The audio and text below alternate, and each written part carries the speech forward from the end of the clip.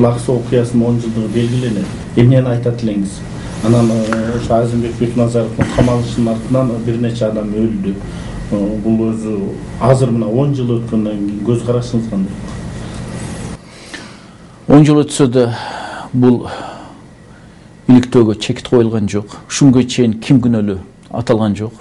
Тескерисинче ошол жылдары күнөөлүү делген адамдар бири бул дүйнөдөн кайтыш болсо, экинчилери иштеп атат бүгүнкү күнү да. Ошо жогорку кеңеште иштеп атат, өкмөттө иштеп атат, таң калыштыруу, сот системада иштеп атат. Ошондон таң кала турган нерсе эки нерсе.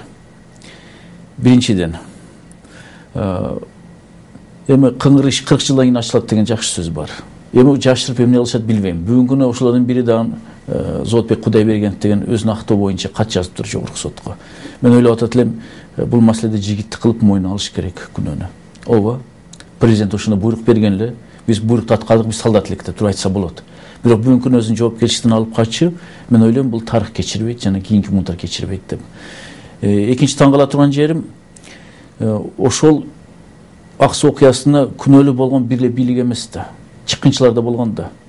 Аны эми кайра атын айтсам кайра айтышат, жарашкандан кийин атын айтыш керек эмес эле деп туруп. Но мен ойлоп атам, кээки укук коргоочулар ал жерде провокациялык ролду аткарышты. Элди анан ошол жерде алга каршы чыккан милицияны күйлөп койгондар. Ошондуктан мен дайыма эле айттым, ушундай эл көтөрүлүп атканда этият болушса экен деп. Анткени чыккынчылар өзүнүн ичинен чыгышы мүмкүн. Мына бир маселени айтып кетейин, бир токойду кыйып атканда ырайымсыз кыйып аткан экен. Анан бүт жаш тарактар эң аксакал тарактан сурайт экен, Карагайдан. Бул эмне эле бизди кыйып атышат? Себеп эмнеде десе, Карагай жаш тарактарга айткан экен. Бул карап көргүлөчү, саткын өзүнөн болуп жүрбөсүн деп. Караса балтаны сабы жыгачтан экен. Ошон үчүн этият болуш керек бул жерде. Ошо мен ойлоп атам, ушу 10 жылдан кийин мына ак суу окуясына ошол кээки укук коргоочулар провокациялык ролду аткарбаганда мүмкүн кагылышуу болбойт эле, жана милиция менен эл ортосунда мындай чыр-чатак чыгып кетпейт эле. Эми өзүмө жеке алып көрсөм, эми ооба, Бекназаровду ошондо коргоп чыкканбыз, анткени бизде депутат элек, мыйзам чыгаруу жыйынында 35 эле депутат элек. Ошондо өзүм да трибунага бир нече жолу чыгып айткан элем, урматтуу төрага, урматтуу коллегалар, мыйзам чыгаруу жыйын өз ишин токтотуш керек. Анткени арабыздан бир депутатты алып бирге отургузбойду. Кантип биз иштейбиз деп. Бирок өкүнүчтүүсү, анда биз оппозиция аз элек, бийликтеги депутаттар көбүрөөк эле, бул сунуш өтпөй калып, анан мыйзам чыгаруу жыйын эчтеке болгондой иштешти баштаган. Бирок ичинде биз аракет кылып, эл менен да жолугуп, тополоңду көтөрүп, көп кайрылууларга кол коюп, өзүмө тиешелүү болсо, мен өзүм ошол күндөн баштап, ак суу окуясынан баштап туулган күнүм белгиленбейм. Анткени мен өзүм 17 мартта туулганмын. Келип ушул айтып атпам, бийлик ошол күнү атканына мен дагы ушунга чейин наразымын. Анткени ушул мына 10 жыл болду, туулган күнүм белгилебейм. Көбү сурайт, куттуктайт. Мен айттым, жок, кечирип койсуңар. Мен куттуктоолорду кабыл алам, бирок бул майрамдабайм туулган күнүмө. Анткени ушул күнү аксылыктар каза болгон деп, шейит болуп кеткен деп. Ак суу окуясынан кийин бир топ талаптар менен келип жүрүштү. Мына Ак үйдүн астына чейин келди. Сиз айта аласызбы, аларга ошол кандай жардамдар көрсөтүлдү? Анан ошол моралдык, материалдык компенсация болду аларга? Эмне себептен азыр ушул ак суу окуясы боюнча ошол жакындарын жоготкон үй бүлөлөр азыр жок? Ал жылдары бийлик сыйлык эмес, кылган кылмышын мойнуна алган жок эле. Ошондуктан аксылыктар бир нече жолу келишкен. Мына өзүм туңгуч аккачы болуп шайланып атканда, аларды Бишкекке келгенде аларды камап коюшкан. Ошондо Азимбек Бекназаров мага өтүнүч менен кайрылган эле. Туке дейт, эгерде сен аккач кылып шайлап койсо депутаттар, убада берчи, барып аксылыктарды бошотобуз деп. Анан 25 ноябрда президенттин өкүлдөрү эмес, оппозиция өз кандидатурун көрсөтүп мен шайланып калганда аккачылыкка. Ошондо Бекназаров чуркап келди. Эми ажеке дейт, барып аксылыктар бошотуп келели деп. Макул дедим, сөзүмдө турам деп туруп, анда Бишкек иштер бөлүмүнүн башчысы Кеңешбек Дүйшебаев эле, кечээ убактылуу өкмөттө КГБнын министри. Ошого бардык. Эми Кудай кечирсин, ошолду калп айтып койдук. Себеби Азике экөөбүз 100дөн ашык аксылык чыгарабыз деп туруп баргандан кийин анан Дүйшебаев тоскоолдук беришти баштады. Чыгара албайм, ал тартипти бузган, Ак үйгө чейин барышкан, митинг, Ак үйдү курчап алышкан, чыгарбайбыз деп, камайбыз баарын деп. Ошондо мен өзүм ант бербесем дәлі, мен жаңы шайландым. Өзі ант бергенден кейін мен өзі қызматыма киришим керек. Мен қалып айтып қойдым. Айттым, Кеңешбек мырза, уктуңуз бу? Мени азыр депутаттар, эки палатанын депутаттары Кыргызстандын туңгуч ак кайчысы кылып шайлады. Эми конституция мыйзам боюнча сиз айтканым кылышыңыз керек деп калп айттым мага. Анан айла таппай эмне кылышым керек дейт. Ушу 100дөн ашык аксылыктардын баарын чыгарасын деп, ошол күнү 25 ноябрда 100дөн ашык аксылыктарды чыгартканмын. Бул биринчи мен кылган жумушум болгон.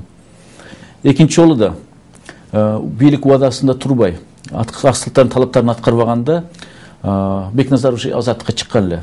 Анан булар Бишкекке келгенде, алардын баарын кармайбыз дегенде, баары качып Бекназаровдун квартирасына кирип алган.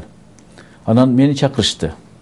Кайра ушул аккачылык кылып бериңиз, биз Акаевге талаптарыбызды айтабыз десек, бизди камап атат. Анан Бекназаров үйүнөн чыга албай атабыз. А Бекназаров депутат, кол тийбестиги бар эле, үйүнө мен сала кире албайт эле. Анан квартирасына бардым. Барсам айланасы бүт как будто башкалардын иши жок. Бишкек шаарынын милициялысы. Эң негизи 1 май робуду бүт милициясы чыгарып алып тур. Аякта жана жаштар менен балдар менен иштөө боюнча гаилер полностью ушул районду кучап алып тур. Террористтерди кучап. Ооба, как будто азыр ушу айтты бир Кыргызстандын жарам деген террористтерди кучап алгандай. Араң өттүм. И то, ал мезгилде катуу ушундай талаптарды коюп, азыр керек болсо анда Чечатага чейин барамдыр, өткөзөсүңөр деп өтүп ал жака Бекназаровдун үйүнө кирсем, аякта аксылыктар отурган экен. Негизинен аялдар. Эркектерди уруп тепкилеп койгондон кийин, булар негизинен аялдар жөнөтүштү баштады. Мен ойлойм бул туура акма. Анан сүйлөштүм аякта келген эжелер менен, карындаштар менен. Алар айтышты, биз акциябызды токтотпойбуз. Бирок Акаев эгерде айтканыбызды кылса, биз акция протестке чыкпайбыз, митингге чыкпайбыз деп. Биз Акаев менен жолугабыз деп. Анан кайра келдим ак үйгө. Келип туруп Аскар Акаевге жолуктум. Жолсам ал айтты, мен кетип атам дейт азыр. Чын эле анда иш сапары менен кетип атты эле. По-моему, ушу самолет менен ушу Москвага учуп атып же Стамбулга учуп атты эсимде жок. Анан кийин айттым, ну сиз качан келесиз Кудай билет дедим. Но булардын үйлөрүндө кучап алып тур милиция. Анан бул акылга сыйбаган нерсе дедим. Анда мен качы катарында тополон кылам десем жок дейт. Мен анда мына өзү вазипамды берем дейт. Анда жана коопсуздук кеңешинин төрагасы, катчысы Мистер Ашыркулов. Коопсуздук кеңешинде орун басары Аскар Акаевичтен как раз ушул Мистер Ашыркулов эле. Анан администрация жетекчиси эле, ошол экөө администрация жетекчиси менимче. Экинчи адам эле Кыргызстанда Мистер Ашыркулов. Анан айтып калды, чакырып аны. Администрация жетекчиси Карыпкулов эмес беле? Жок, аны кийин Туркияга элчи кылып жөнөтүшкөн. Анан эш кылып ушу Акаевден келип ошол эле да, Мистер Ашыркулов. Анан кийин айтып калды. Мына Турсунбай мырза акчы келиптир.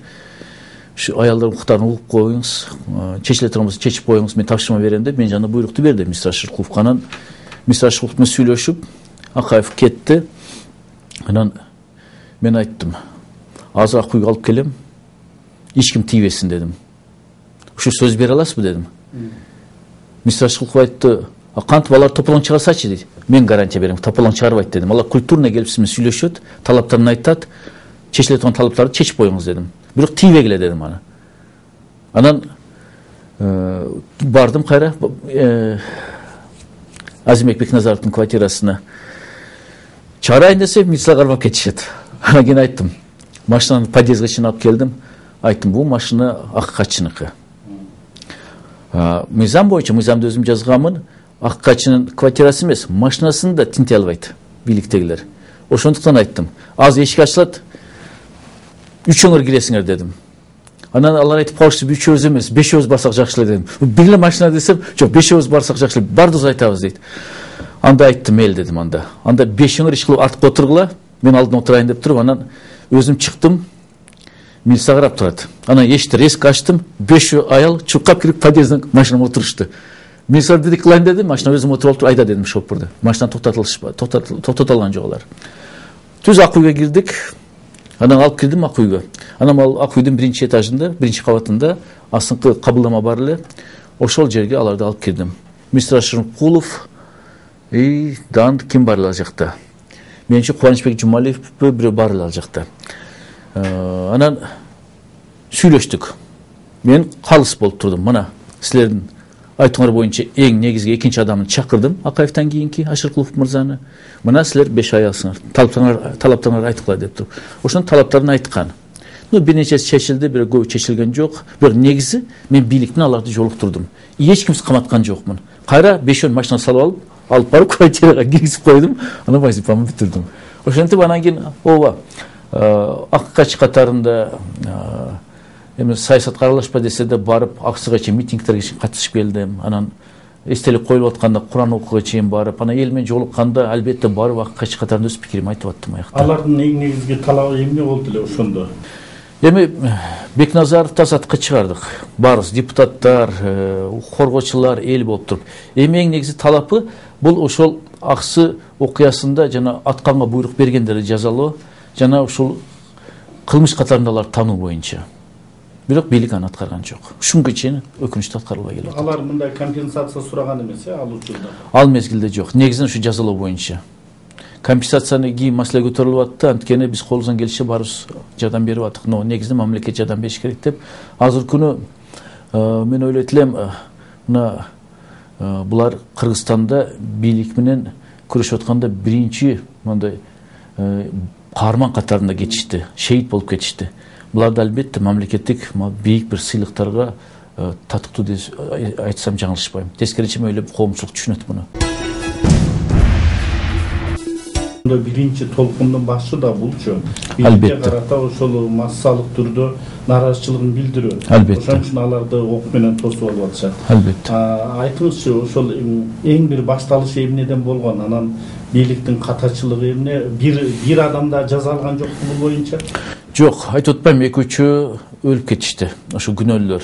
Акими, анан кийин президенттик администрациянын жетекчиси, калгандары азыр күнү бар. Бири кызматта, бири кызматта эмес. Эми видео тасманы эгерде далил жок десе, кайра эле көрсө болот. Ошо милицияларга ким буйрук берди, ким биринчи окту атты. Ошол эле прокурор Кудайбергенов Зоотбек, ошол эле милициянын башчылары, бардык эле далил катарында айтылганда, негедир сен күнөөлүсүн деп өкүм чыгарганы, атын айтканы бийликтин бир мандай эрки жетишпей атат. Бул күнөөнү мен бир эле Аскар Акаев мезгилинде эмес, кийинки президент Бакиев мезгилинде айткым келет эле. Ошол эле өзүнүн досубуз Азимбек Бекназаров баш прокурор болуп турганда ошо иш жасаса болот эле. Же болбосо азыркы бийлик, эми Акаевде Бакиевде жок Кыргызстанда. Азыр мен чындыкты айтып, фамилияларда таптырып ушулар күнөөлүү деп айтса болот эле. Эл айтып атпайм, бизде элибизден айланса болот. Кечирим дейлибиз. 10 жыл өтүп кетти, эл туура кабыл алат эле. Бирок ата айта албайт атпайбы? Ошон үчүн нааразычылык болуп атпайбы? Эл нааразычылыкка бул Азимбек Бекназаровду камагандыгы үчүн чыгышты. Бирок Азимбек Бекназаров бүгүнкү күндө бир топ кызматтарда отурду, депутат дагы болду. Сиз билесизби ушуларга кандайдыр бир жардам көрсөткөн же болбосо Азимбек Бекназаров деле унутуп калгандай сезилеби сизге? Эми албетте ушул Аксы окуясын жетектеген көп адамдарды мен Азимбек Бекназаровдун кабинетине көрдүм. Алар түзмө-түз сүйлөшүп атты Азимбек Бекназаров менен. Анан албетте бул жерде аксылык шайлоочуларды мактап коюш керек. Ар бир эле шайлоочулар өз депутатын да коргоп тура албайт. Ар бир чыга албайт. Бирок булар бир нече жолу бийликке каршы акция менен чыккан. Аны эсимде бар, жана Ош шаарына келип атканда чочулап бардыгы шаарды жаап салганда, ошо Оштун жанында чайханада жайгашканда мен өзүм да барып, анан азык түлүк менен жардам берип, кой союп жардам берип аларга. Бул жерде көп эле инсандар жардам беришти аларга. Бирок бул жардам жеке мындай демилген менен болуп атат. Биз болсо азыр сиз туура түшүнсөм, мамлекеттик жардам жөнүндө айтып атабыз бул жерде. Мамлекеттик жардам тиешелүү болгон жок. Ошондуктан Азимбек Бекназаровду мен ойлоп атат элем, бүгүн бийликте болбосо да, бирок сөзү таасирдүү. Кечээ эле мен угушум боюнча президент Атамбаев менен 2 саатча сүйлөшүп чыгыптыр. Бул жерде мен ойлоп аттым эле, бир эле кадр маселесин чечпей, Аксы маселесин көтөрүп, азыркы бийликке катуу мындай талап коюп туруп, эми 10 жылдык болуп атат Аксы окуяларына. Эми күнөөлөрдү атап бергиле, жазалагыла. Ана Аксы каза болгондор, шейит болуп кеткенде жардам бергиле талап койсо болот. Мен ойлойм бүгүнкү жогорку кеңеште колдоп берет аны. Азимбек Бекназаров мынакей башкы прокурордун деле ошол кызматында отурду. Бирок мындай ой келет. Чындап эле эгерде кааласа, ал ушул Аксы окуясын көтөрмөк деп. Бирок бир да оозунан укпаганы өкүнүчтүү. Албетте, бул жерде аны кызматтан алып атканда менин эсимде бар, Кыргызстандын президенти Курманбек Бакиев мырза айткан эле. Туура түшүнгүлө деп. Мына баш прокурор кылып атканда убада берген эле, ушул ишти аягы чейин чыгып, күнөөлөрдү жазалайм деп аткан эле, бирин да атаган жок, бирин жазалаган жок деп Курманбек Бакиев сөздөр эсимде бар. Анан бизде күтүп аткан элек, чын эле эми эч ким тоскоолдук бербесе, өзү баш прокурор болсо, бүт тергөө документтер колунда болсо, ушу жазалайт деп туруп өкүнүчтүү да болгон жок. Ушул аксу ушунча адамдын атылып кетишинин эң башталышын мындай эстеп көрсөңүз, эмнеден башталган, анан кандайча ошол жерге барып калган, ок атылган жер? Акция протест аксыдан башталганда, ошондо жергиликтүү ички иштер бөлүмүнө эл барганда, ушул атабаган, атагым келбеген укук коргоочулар милиция менен мамилени курчутуп, ташырыптуу башталып, анан чоң чырчадак чыгып кетип, эл менен милициянын ортосунда. Анан кийин эл жөө жүрүштө жалбат жакка кетип атканда, айылдан чыгып атканда, ошондо ошол нерсеге таянып, эл биринчи баштады деп туруп, эл эмес анда ушу кээки укук коргоочулар провокация кылган эле, так эл баштаган жок эле. Эл жакшы ой менен чыгып аткан эле. Ошондо жооп катарында жана акылы жок прокурорлор, милициянын башчылары буйрук берип, ок атышты баштаган. Ошондон башталган. Анан эл да түшүнбөй калды. Анткени бул тынчтыкты көзгөн митинг эле, ок атылганда түшүнбөй калып, ошол видео тасмаларды карасак, бир эле оппозиция эмес, өздөрү тарткан, милиция тарткан, КГБ тарткан видео тасмаларды карасак, эл да түшүнбөй калып, эмне кылабыз, эмне болду деп таң калып аткан жерлери, коркуп калган жери. Ойлоп атам, жана биз көз башында сүйлөшкөндөй, бул өзү Кыргызстан бийлигине биринчи жолу каршы чыккан, уюшулган элдин толкуну деп туруп. Өкүнүчтүүсү кандуу окуяга айланып кетти бул. Бекназаровду эмне, кайсы мотив менен камашкан эле? Негизги талап Бекназаровду чыгаруу болгон да. Эми бийликтин койгон күнөөсү долмату ошондо токтогулда тергөөчү болуп иштеп аткан, тергөөчү же сотпу, азыр эсимде жок. Менимче сот болуп иштеп атканда. Жана бир кылмышкерди мыйзамсыз эркиндикке чыгарып салды деп. Ошол күнөөнү коюшту баштаганда, бул жерде оппозиция, оппозиция биз анда 15-16 депутат элек, ошто маселе көтөрдүк. Эмне үчүн экөө бир мезгил көтөрүлүп атса, биз Кытай менен жана Кыргызстандын ортого келишимге каршы чыктык эле. Өзүңүзгө маалым, 4 талаш-татыш жер Кытайга өтүп кетип атты эле. Ошого каршы чыккандардын бири Азимбек Бекназаров эле. Ошол күнү байланыштырып атабыз деп туруп, оппозиция ушул ойду айтсак, анан аны камап салышканда, жана мен мурда айтып кеткен сөздөргө кошумча, эл ошондо көтөрүлгөн. Эмне үчүн биздин депутатыбызды камап салат? Анда азыркыдай партиялык тизме эмес эле, бир депутат өзүнүн округун шайлачу эле. Ошондон кийин эл көтөрүлгөн. Депутатыбызды азаттыкка чыгаргыла деп туруп.